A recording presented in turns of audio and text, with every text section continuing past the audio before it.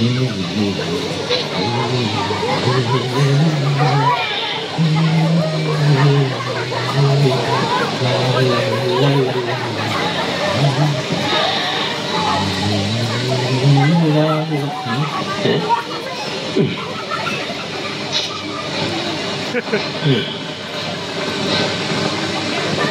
si tua ni tahu butang baju aku pula ni?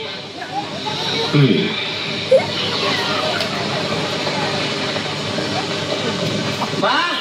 Ha, tengok. Kau cakap salah tak? Itu dia mau keluar lah tu. Ada apa, bang? Butang baju aku mana ada? Butang apa pula?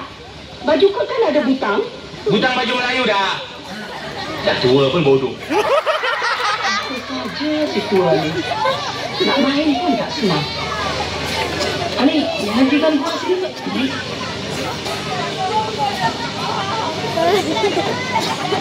Hai, abang ni tak pernah pakai baju Melayu.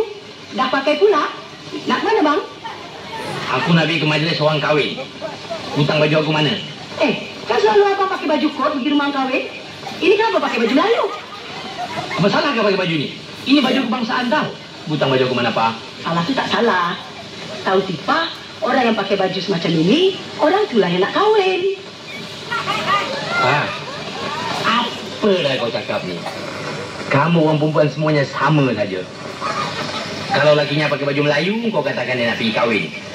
Kalau lakinya pergi meeting, balik malam lambat, kau katakan dia simpan perempuan. Singkat betul lah otak kamu buang ni semua. Butang bajuku mana dah? Siapa yang kahwin, bang? Kawan aku lah, namanya si Jamil. Butang baju aku mana, Pak? Jamil? Jamil yang mana, bang? Jamil di ofis besar tu, kau mana tahu kau asyik main mahjong saja, tak ingat berbetal lagi. Butang baju aku mana, Pak? Ofis besar? Tahu tipa di ofis besar itu yang nama Jamil? Abang saja seorang lah. Jangan-jangan abang ni nak kahwin tak? Pak, kau jangan ngada-ngada, Pak. Kau jangan samakan aku dengan si Jaafar, dengan si Hashim, dengan si Saleh tu, Pak. Mereka tu sanggup bini banyak. Aku dengan kau saya sikit darah, Pak. Butang baju aku mana, Pak? Betul ke, bang?